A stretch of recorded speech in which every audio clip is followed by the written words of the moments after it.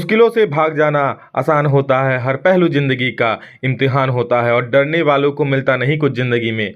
जी हाँ दोस्तों, डरने वालों, हार जाने वालों को मिलता नहीं कुछ जिंदगी में और लड़ने वालों के कदमों में ये जहां होता है। नमस्कार दोस्तों, स्वागत आप सभी का आपके अपने चैनल बेसिक नॉलेज में। तो कैसे हैं आप लोग? आशा करता हूं सबसे मस्त है, स्वस्थ है और अब तो दोस्तों बिल्कुल धुआंधार जबरदस्त तरीके से पढ़ाई कर रहे हैं। दोस्तों बिल्कुल हार नहीं मानना है, डर कर भागना नहीं है, जितना हो सके पढ़ाई करना है। बस इतना पढ़ लेना है कि बाद में ये रिग्रेट ना रहे कि हाँ मैंने मेहनत नहीं किया था।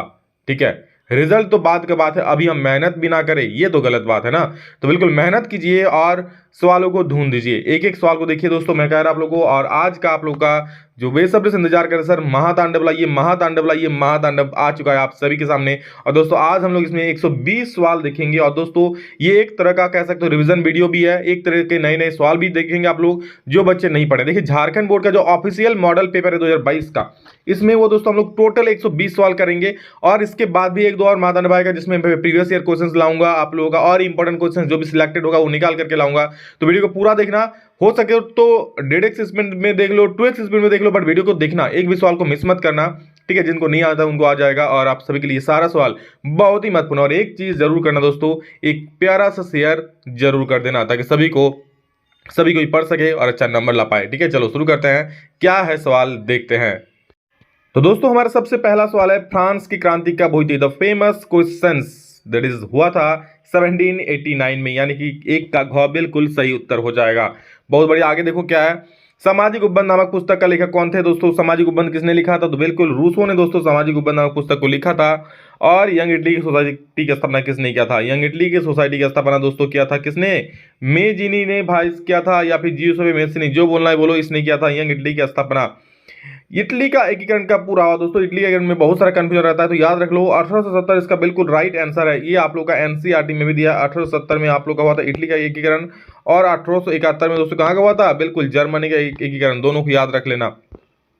शुल्क संघ जलवेराइन की स्थापना किसकी पहल पर की गई दोस्तों? शुल्क संघ जलवेराइन की स्थापना किसकी पहल पर की गई? तो 5 का सही उत्तर हो जाएगा आप लोगों का प्रसा के पहल पर की गई थी। जालियांवाला बाग हत्याकांड बहुत ही खतरनाक हत्याकांड हुआ था दोस्तों, ये कब हुआ था? 13 अप्रैल 1919 को ये घटना घटी थी। नेक्स्ट क्वेश्चन है, हिंद स्वराज नामक पुस्तक की रचना किसने की? हिंद स्वराज, जी हाँ दोस्तों, इसकी रचना जो की थी हमारे प्यारे बापूजी यानी महात्मा गांधी जी ने किया था। ऑप्शन नंबर ख सही हो जाएगा। आगे बढ़ेंगे। स्वराज हमारा जन्मसिद्ध अधिकार है और हम इसे लेकर रहेंगे, ये बात किसने कहा था दोस्तों? ये बात कहा था बाल गंगाधर तिलक जी ने, यानी ग नंबर बिल्कुल सही हो जाएगा। स्वराज हमारा जन्मसिद्ध अधिकार है और हम इसे लेकर रहेंगे, तो बहुत बचपन से पढ़ते आ रहे हो आप लोग। ब्रिटिश सरकार ने केसरी हिंद की उपाधि से किसे सम्मानित किया था दोस्तों? महात्मा गांधी जी को केसरी हिंद की उपाधि से सम्मानित किया गया था। तो 9 का घ बिल्कुल सही उत्तर हो जाएगा। नेक्स्ट क्वेश्चन देखिए क्या है, सीमांत गांधी किसे कहा गया है? तो दोस्तों खां अब्दुल गफ्फर खां, 10 का जो ग है बिल्कुल सही उत्तर हो जाएगा। खां अब्दुल गफ्फर खां को दोस्तों सीमांत गांधी कहा जाता था। उत्पत्ति के आधार पर संशोधन कितने प्रकार के होते हैं दोस्तों? 2 प्रकार के होते हैं। उत्पत्ति के आधार पर 2 प्रकार के संशोधन होते हैं। क्या क्या होता है नाम आप लोग कमेंट में अगर लिखना चाहो तो लिख सकते हो क्या क्या होता है।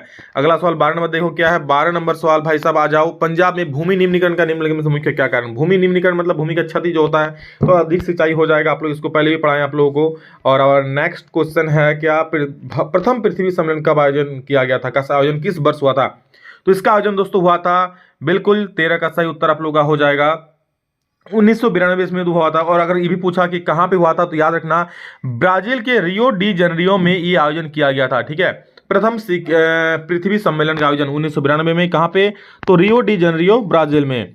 अगला सवाल है, किस राज्य में काली मृदा मुख्य रूप से नहीं पाई जाती है? तो दोस्तों महाराष्ट्र, गुजरात, मध्य प्रदेश, ये सारे राज्यों में वहां काली मृदा पाई जाती है, बट एक अकेला बेचारा राजस्थान है जहां पर काली मृदा नहीं पाई। अरे भाई साहब वहां बालू होगा, काली मृदा कहां से मिलेगा? ऐसे सोच लो ना। अगला सवाल इनमें से कौन सी टिप्पणी प्राकृतिक वनस्पति जात और प्राणी जात के ह्रास के सही कारण नहीं है? पूछा है कौन सही कारण नहीं है। तो सबसे पहला कृषि प्रसाद। तो दोस्तों कृषि प्रसाद जब होता है तो बड़ों से बनों को काटा जाता है, समझ रहे हो, तो इससे वनस्पति जात की हानि होती है। बृहद स्तरीय विकास परियोजनाएं, जब विकास परियोजनाएं लगाई जाती है, डैम लगाया जाता है या फिर किसी और विकास परियोजना की, तो वहां पर भी आसपास के जो पेड़ पौधे उसको काटा जाता है, तो इससे भी होगा। पशुचारण और ईंधन की लकड़ी एकत्रित करना, इससे नहीं होता। पशुचारण में क्या ही होगा, एक दो पत्ता ही खाएगा ना, बड़े बड़े पेड़ थोड़े काट देगा उसमें। और ईंधन की लकड़ी दोस्तों का जो पेड़ सूखा हो जाता है, जो गिर जाता है, उसको ईंधन के लिए लकड़ी बनाता है ना, तो ये बिल्कुल आप लोग को प्राणीजात और वनस्पति जात के ह्रास के कारण नहीं है। तीव्र औद्योगिकरण बिल्कुल है और शहरीकरण भी है, इससे जंगलों को काटा जा रहा है, वहां उद्योग लगाए जा रहे हैं। बाघ परियोजना की शुरुआत किस वर्ष हुई भाई साहब? 16 नंबर देखो, तो इसका सही उत्तर दोस्तों 1973 ईस्वी में बाघ परियोजना की शुरुआत हुई थी 1973 में। अंतर्राष्ट्रीय प्राकृतिक संरक्षण और प्राकृतिक संसाधन संरक्षण संघ के द्वारा विभाजन में किस श्रेणी को रखा गया है? बोरा अंतर्राष्ट्रीय प्राकृतिक संरक्षण और प्राकृतिक संसाधन संरक्षण के संघ के द्वारा विभाजन में किस श्रेणी को रखा गया है? तो दोस्तों क्या बोला अंतर्राष्ट्रीय, एक मिनट कहाँ गया, हाँ, अंतर्राष्ट्रीय प्राकृतिक संरक्षण और प्राकृतिक संसाधन संरक्षण संघ के द्वारा विभाजन में किस श्रेणी को रखा गया है? तो इसका जो सही उत्तर दोस्तों हो जाएगा आप लोग का 17 का, जी हाँ, इनमें से सभी संकट जातियां, दुर्लभ जातियां और लुप्त जातियां, इनमें से सभी को दोस्तों आप लोग क्या देखो विभाजन की श्रेणी में रखा गया है। 14वीं शताब्दी में किसने दिल्ली में सीरी फोर्ट क्षेत्र में जल सप्लाई के लिए हौज खास का निर्माण कराया? तो इल्तुतमिश ने करवाया था। ख नंबर बिल्कुल सही हो जाएगा। निम्नलिखित में से कौन सा वक्तव्य बहुउद्देश्य नदी परियोजनाओं के पक्ष में दिया गया तर्क नहीं है? मतलब बहुउद्देश्य के पक्ष में नहीं है तर्क, उसके विरोध में बोल रहा है। तो बहुउद्देश्य परियोजनाएं उन क्षेत्रों में जल लाती है जहां जल की कमी होती है, बिल्कुल सही बात है। बहुउद्देश्य परियोजनाएं जल बहाव को नियंत्रित करके बाढ़ पर काबू पाते हैं, बिल्कुल, डैम बनता है तो बाढ़ पर काबू आ पाता ही है। अगला सवाल है, बहुउद्देश्य परियोजनाओं से बृहद स्तर पर विस्थापन होता है और आजीविका खत्म हो जाती है? बिल्कुल नहीं दोस्तों, ये गलत दिया हुआ है, क्योंकि बहुउद्देश्य परियोजनाएं से दोस्तों आप लोगों का बिल्कुल भी बृहद स्तर पर यहाँ पर विस्थापन नहीं होता है और आजीविका खत्म नहीं होती है, ठीक है, बल्कि आजीविका बढ़ जाता है। वहाँ पर पर्यटन स्थल लग जाता है, ठीक है। अब डैम घूमने जाता हो ना, तो वही तो है बृहद स्तर या बहुउद्देश्य नदी परियोजना। डैम घूमने जाओगे तो वहाँ फोटो खिंचाओगे, वहाँ आम दुकान होगा चलती हो जाएगा। बहुउद्देशीय परियोजनाएं हमारे उद्योग और घरों के लिए विद्युत पैदा करती है, बिल्कुल सही बात है, इलेक्ट्रिसिटी पैदा करती है। ये बहुउद्देशीय परियोजना, डैम से इलेक्ट्रिसिटी पैदा होता है ना। सरदार सरोवर बांध किस नदी पर बनाया गया है? तो दोस्तों सरदार सरोवर बांध कहाँ बनाया गया है? जी हाँ, नर्मदा नदी पर बनाया गया है। तो 20 का गौ बिल्कुल सही उत्तर हो जाएगा। अगला देखो, किस नंबर क्या बोल रहा है, सामान्यतः किस देश का विकास किस आधार पर निर्धारित किया जाता है? तो दोस्तों प्रति व्यक्ति आय, औसत साक्षरता दर और लोगों की स्वास्थ्य स्थिति, सभी को देखा जाता है किसी देश का विकास में, ठीक है। तो उपरोक्त सभी इसका सही उत्तर हो जाएगा।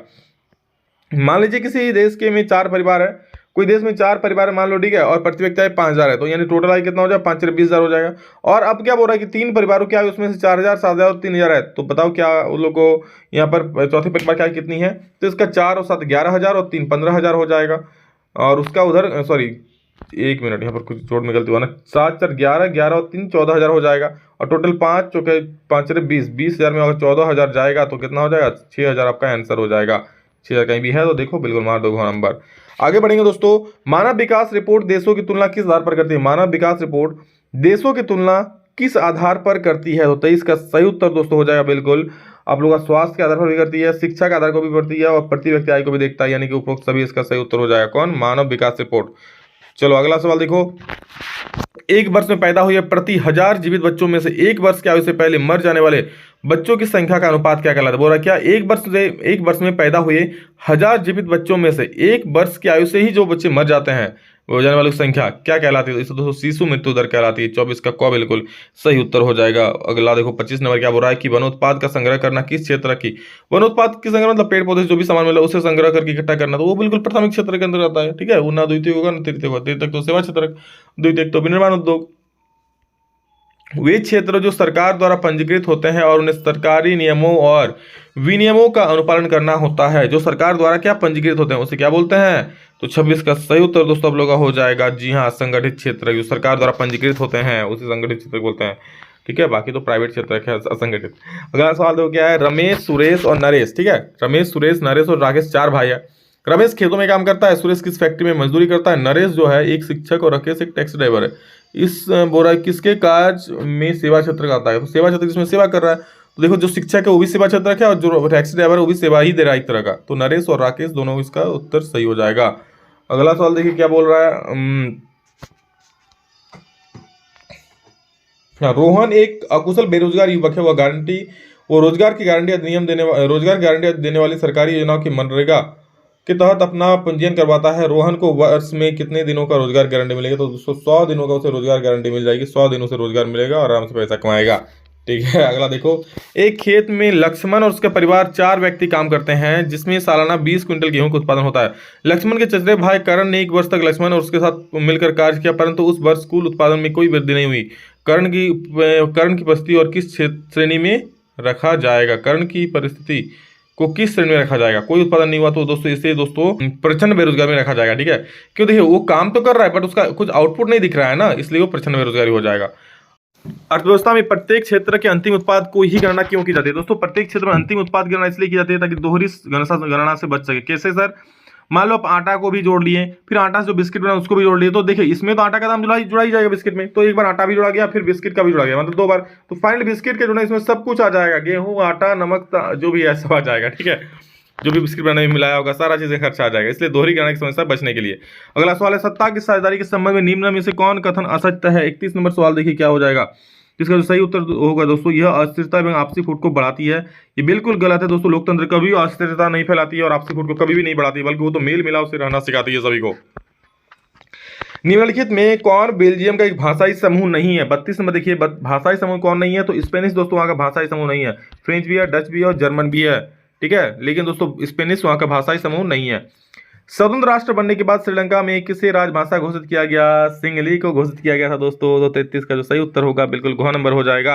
अगला सवाल है हमारा, श्रीलंका स्वतंत्र राष्ट्र कब बना? तो दोस्तों ये बना था 1948 ईस्वी में, यानी कि 1948 में आजाद हुआ था श्रीलंका। निम्न में से कौन संघवाद की एक विशेषता नहीं है? संघवाद की विशेषता कौन नहीं है दोस्तों?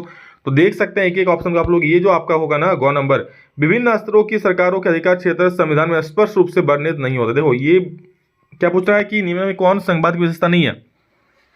तो यह सरकार 2 या 2 से अधिक स्तरों वाली होती है, बिल्कुल सही है। अलग अलग स्तर की सरकार एक ही नागरिक समूह पर शासन करती है, बिल्कुल नागरिक तो एक ही होता है ना, चाहे केंद्र सरकार भी हम लोग पर ही शासन कर रहा है और राज्य सरकार भी हम ही लोग पर शासन कर रहा है।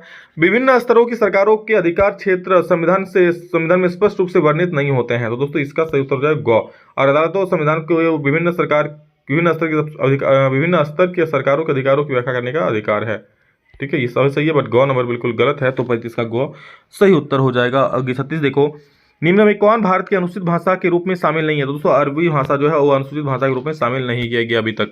निम्न में कौन सुमेलित नहीं है? देखो राज्य सूची, राज्य सरकार राज्य सूची बिल्कुल सही है, केंद्र सरकार समवर्ती और राज्य सरकार समवर्ती सूची बिल्कुल सही है, केंद्र सरकार संघीय सूची बिल्कुल सही है, बट स्थानीय सरकार अपशिष्ट सरकार बिल्कुल नहीं होता है दोस्तों। ये स्थानीय सरकार अपशिष्ट नहीं होता, ये होता है केंद्र सरकार अवशिष्ट सरकार, केंद्र अधिकार अवशिष्ट सरकार। ठीक है, जो भी है अवशिष्ट अधिकार सारी चीज तब होता, लेकिन इसमें ये गलत हो जाएगा। तो 37 का जो गलत है वो क्या हो जाएगा? घ नंबर बिल्कुल गलत है, सुमेलित नहीं है। 38 में देखो, भारत में विकेंद्रीकरण के संबंध में कौन सत्य है? दोस्तों भारत में विकेंद्रीकरण के संबंध में कौन सत्य है?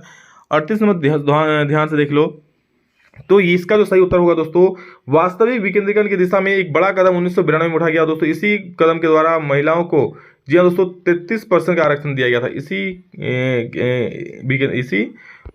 इसके कारण क्या बोलता है इसको भारत में विकेंद्रीकरण के समय। ठीक है, वास्तविक 1992 में एक बड़ा कदम उठाया गया था इसी कदम के द्वारा।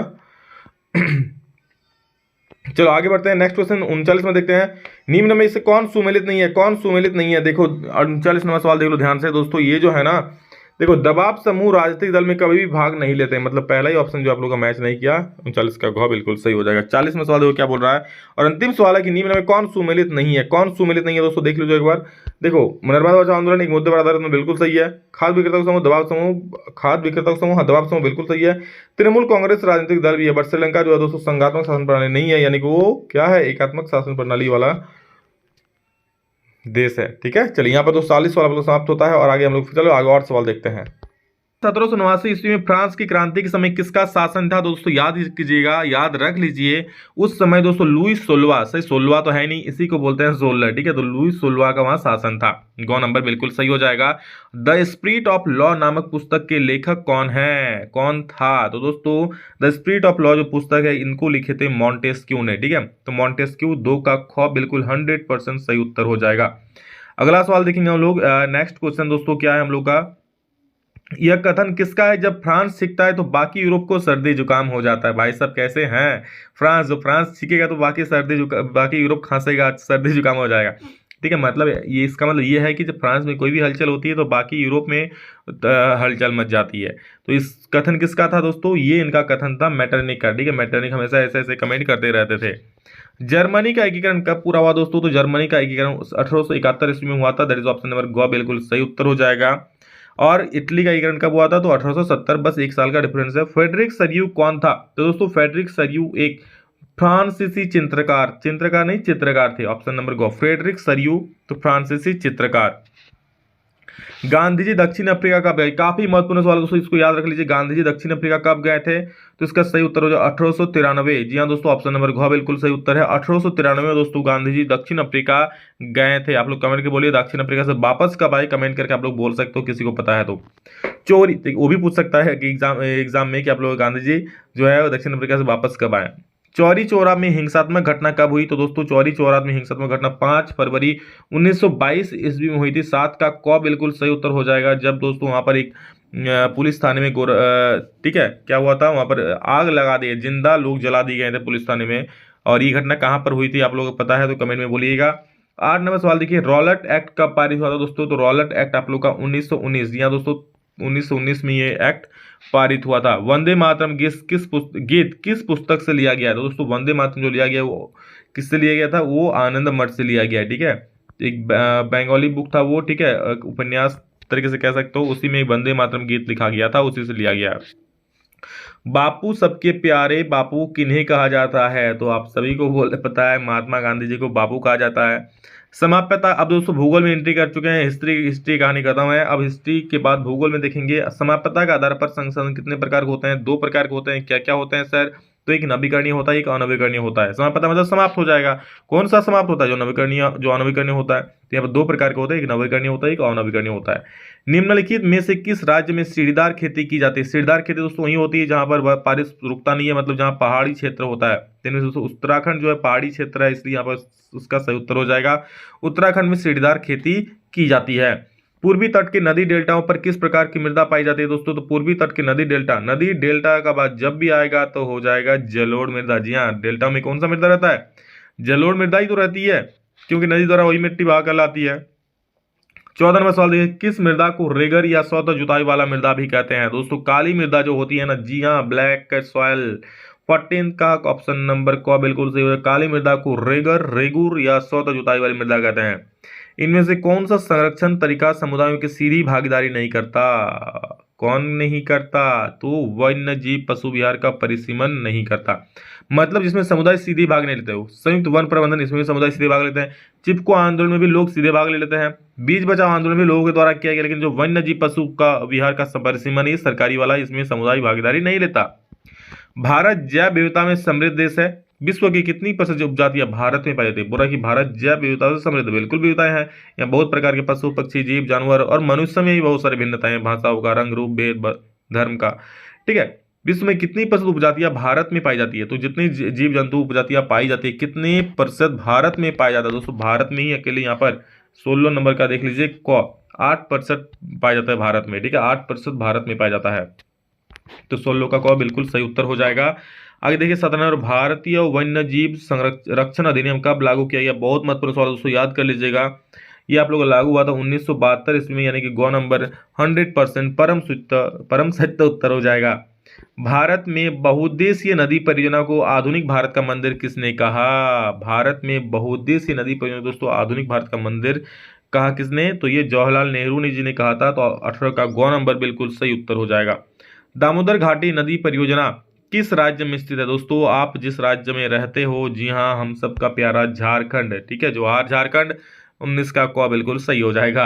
आगे देखो, सरदार सरोवर बांध से कौन सा राज्य प्रभावित होता है? तो दोस्तों इससे मध्य प्रदेश प्रभावित हो जाता है। ठीक है, क्योंकि नदी का पानी बहता है, खेतों को बहा देता है, मतलब खेतों को डुबो देता होगा ना, ऐसा ही कुछ होता होगा, तभी प्रभावित होता है। नेक्स्ट देखिए, औसत आय प्रति व्यक्ति आय जिसको बोलता है, कि गणना किस प्रकार की जाती है? दोस्तों औसत आय यानी होता है देश की कुल आय, कितना देश में आय हो रहा है, बड़े देश की कुल जनसंख्या। ठीक है, तो देश की कुल आय बड़े देश की कुल जनसंख्या हो जाएगा, तो देश की औसत आय निकल जाएगा, यानी 21 का जो होगा क बिल्कुल परम सत्य उत्तर हो जाएंगे। अगले सवाल देखिए क्या होता है, विभिन्न देशों के वर्गीकरण करने के लिए विश्व बैंक किस मापदंड का प्रयोग करता है? तो देशों का जो वर्गीकरण करता है दोस्तों, उसमें विश्व बैंक प्रति व्यक्ति आय को देखता है कि भाई साहब ये देश में प्रति व्यक्ति आय कितना है, ज़्यादा है कि कम है, तो उसी के आधार पर देश को वर्गीकृत करता है। गरीब है कि अमीर है, विकसित है कि विकासशील है।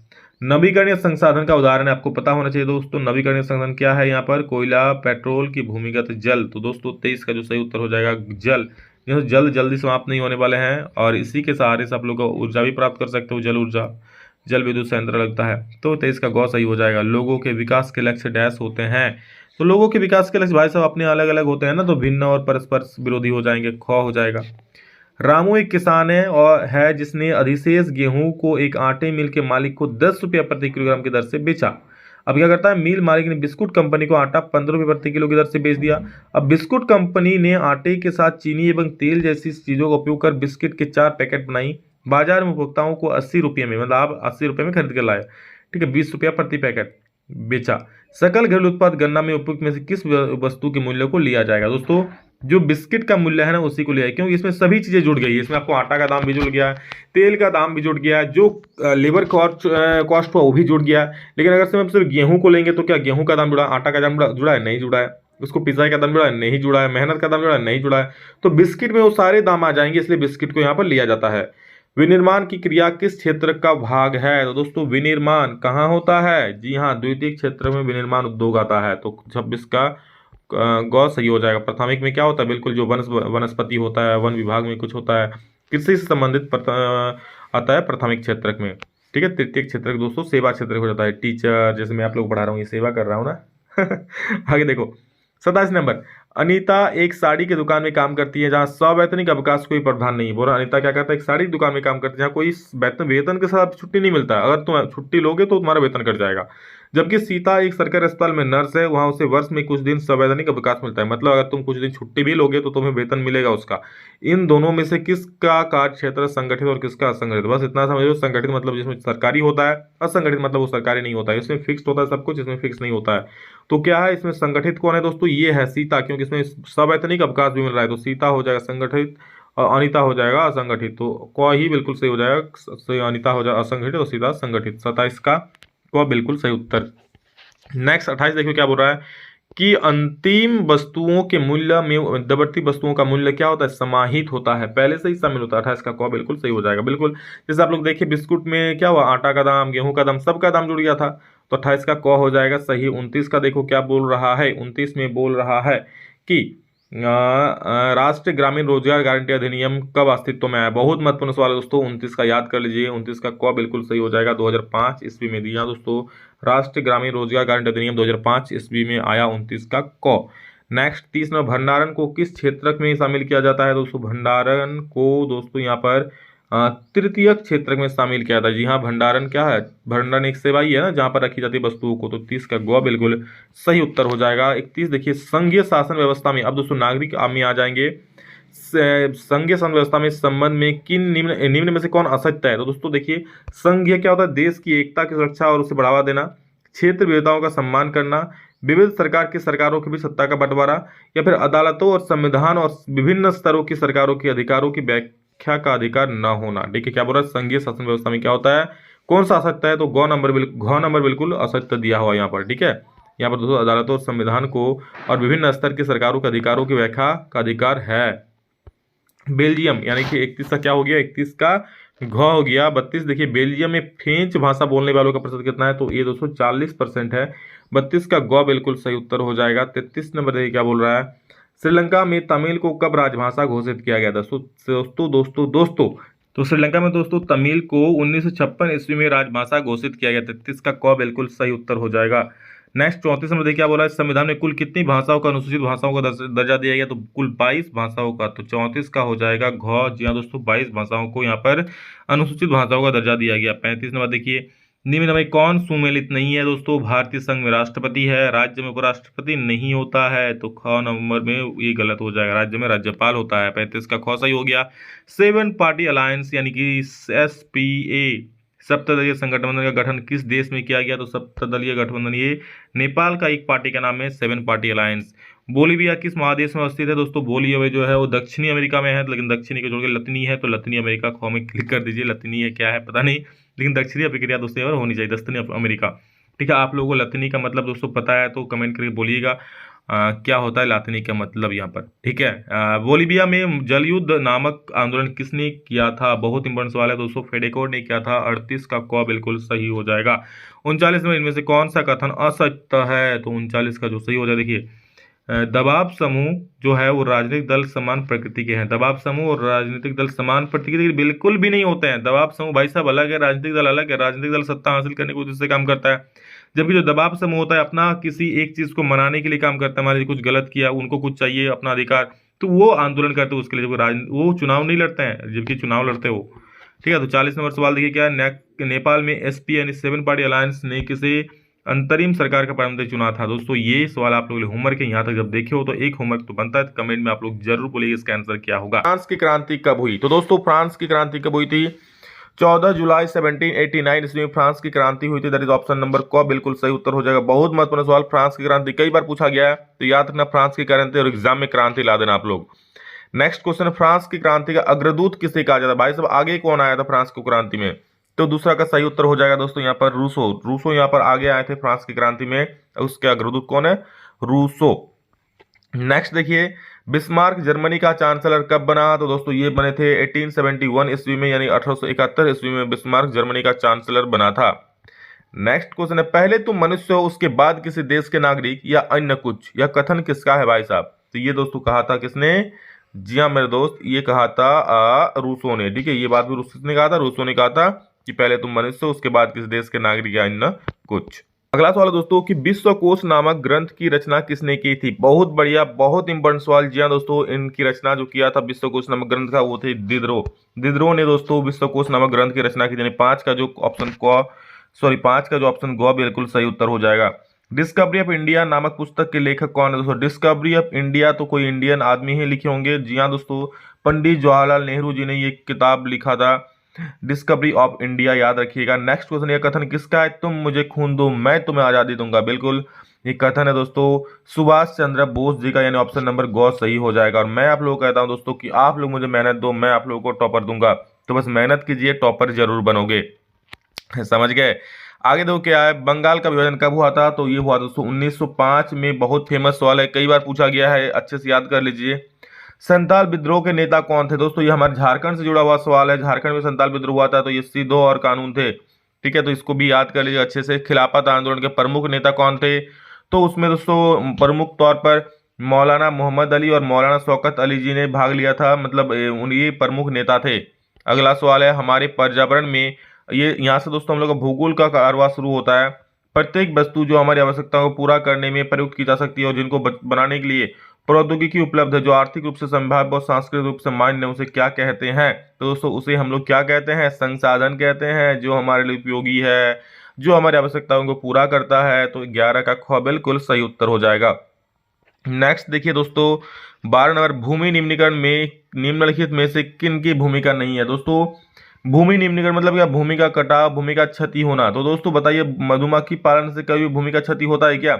अति पशुचारण, गाय भैंस ज्यादा घास खा देगा तो बरसात में फिर मिट्टी धुला के चल जाएगा। वनों को काटने से भी मिट्टी की हानि होती है। वन नहीं रहेंगे तो उसके जड़ कौन मिट्टी को पकड़ के रहेगा? जड़ पकड़ नहीं पाएगा।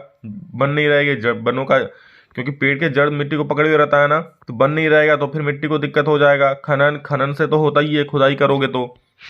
नेक्स्ट क्वेश्चन देखो, भारत में कुल क्षेत्रफल का कितना प्रतिशत भाग मैदानों के रूप में पाया जाता है? जी हाँ, बहुत महत्वपूर्ण सवाल है दोस्तों। 43% यानी 43% भाग जो है वो मैदानों के रूप में पाया जाता है भारत में। लौ अयस्क किस प्रकार का संसाधन है? दोस्तों लौ अयस्क जल्द ही समाप्त हो जाएंगे, तो ये अनवीकरणीय योग्य संसाधन हो जाएगा। 14 का घ बिल्कुल सही उत्तर हो जाएगा। नेक्स्ट 15 नंबर देखिए क्या बोल रहा है कि गुलाबी सिर वाली बतख किन जातियों में शामिल है? दोस्तों गुलाबी सिर वाली जो बतख है वो जल्दी समाप्त होने वाले हैं, मतलब जल्दी खत्म हो जाएंगे, तो ये लुप्त जातियां में है। ठीक है, जल्द ही लुप्त हो जाएंगे। नेक्स्ट देखिए क्या है, आगे देखिए क्या है, हाँ, भारत में जैव विविधता को कम करने वाले कारक कौन है? तो दोस्तों जैव विविधता को कम करने वाले कारक कौन है? तो इसका सही उत्तर दोस्तों हो जाएगा वन्य जीव के आवास का विनाश से भी जैव विविधता को कम करता है। वन्य जीव को मारना या शिकार करने से भी खत्म होता है, और पर्यावरण प्रदूषण एवं दावानल से भी होता है। जैव विविधता मतलब क्या? जो हमारे पर्यावरण में विभिन्न प्रकार का, जो हमारे आसपास विभिन्न प्रकार का जीव जंतु पाया जाता है, इसको कम करने वाला कारक क्या है? तो ये सभी है। आवास, वन्य जीवों के आवास को हटाओगे तो वन्य जीव कहाँ रहेगा? वन्य जीव को मार दोगे तो फिर तो खत्म, ऐसे ही हो जाएगा। पर्यावरण प्रदूषण से भी वन्य जीव मारे जाते हैं, तो इन सभी हो जाएगा, उपरोक्त सभी घ नंबर सही हो जाएगा। चिपको आंदोलन किससे संबंधित है भाई साहब? पेड़ों से जाकर चिपक जाते थे और कहते थे मत काटो। तो ये पेड़ों से यानी कि वनों की कटाई को रोकने से संबंधित है, याद रखना। चिपको आंदोलन, पेड़ को जाकर गले लगाकर चिपक जाते थे। जल की कमी के क्या कारण थे दोस्तों? जल की कमी के कारण क्या है? अतिशोषण, अत्यधिक प्रयोग, समाज के विभिन्न वर्गों में जल का असमान वितरण। बिल्कुल सभी है यहाँ पर दोस्तों। अतिशोषण से भी होता है, अत्यधिक प्रयोग से भी खत्म होता है जल, और समाज के अलग अलग वर्गों में अलग अलग मात्रा में जल। मान लीजिए किसी को ज्यादा जल दे दे, किसी को कम जल दे दे, तो उससे भी जल की छत हानि होगा। तो घ नंबर सही हो जाएगा। टांका क्या होता है दोस्तों? टांका राजस्थान में होता है दोस्तों, जहां पर पीने के पानी को संग्रह करने के लिए भूमिगत मतलब जमीन में टैंक बनाया जाता है, जिसको हम लोग टांका बोलते हैं। जैसे हम लोग कुआं बनाते हैं उसी प्रकार का कुछ। सन 2025 तक कितने लोगों के जल की कमी झेलने की भविष्यवाणी की गई है? समझ रहे हो, एक ऐसा भी दिन आएगा जब जल की कमी झेलेगा। तो 20 का सही उत्तर हो जाएगा दोस्तों 20 करोड़। लगभग 20 करोड़ लोगों को जल से मतलब जल की कमी झेलने को मिलेगा। आगे देखिए, हम किस देश की प्रति व्यक्ति आय की गणना कैसे कर सकते हैं? तो दोस्तों प्रति व्यक्ति आय क्या होता है? किसी देश की कुल जो आय होता है और कुल जनसंख्या को भाग देकर उससे। तो 21 का ख बिल्कुल सही उत्तर हो जाएगा, ऑप्शन नंबर ख। 22 नंबर क्या बोल रहा है कि वे देश जिनकी 2017 में प्रति व्यक्ति आय $12,056 प्रति वर्ष उससे या उससे अधिक होती है, तो वह देश निम्न में से किस श्रेणी के अंतर्गत होगा? दोस्तों $12,056 में है, रुपया में नहीं है। इसको डॉलर से गुना कर दो, लगभग 80 रुपया सब गुना कर देना, जितना आएगा उतना डॉलर उतना रुपया हो जाएगा। उतना रुपया अगर किसी के पास होगा तो उसे दोस्तों विकसित देश के अंतर्गत कहा जाएगा, वरना नहीं। ठीक है, तो 22 का जो सही उत्तर हो जाएगा ऑप्शन नंबर को क्या हो जाएगा? विकसित देश हो जाएगा अगर उतना पैसा होगा तो।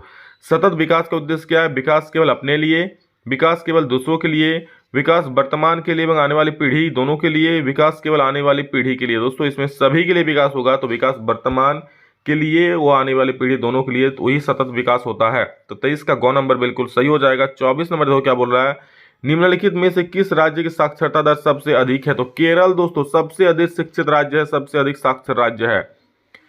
यदि एक देश की प्रति व्यक्ति आय 500 रुपया है तथा जनसंख्या 5000 है, तो उस देश की कुल आय निम्न में से क्या होगी? तो प्रति व्यक्ति आय 500, जनसंख्या कितना है? 5000, गुना कर दो, तो ये ऑप्शन नंबर क बिल्कुल सही हो जाए। 25 और 5 गो 0, बिल्कुल 25 लाख रुपया हो जाए यहाँ पर कुल आय। नेक्स्ट देखिए, निम्न में से कौन से क्रियाकलाप द्वितीय क्षेत्र के अंतर्गत आता है? दोस्तों द्वितीय क्षेत्र क्या होता है? विनिर्माण उद्योग।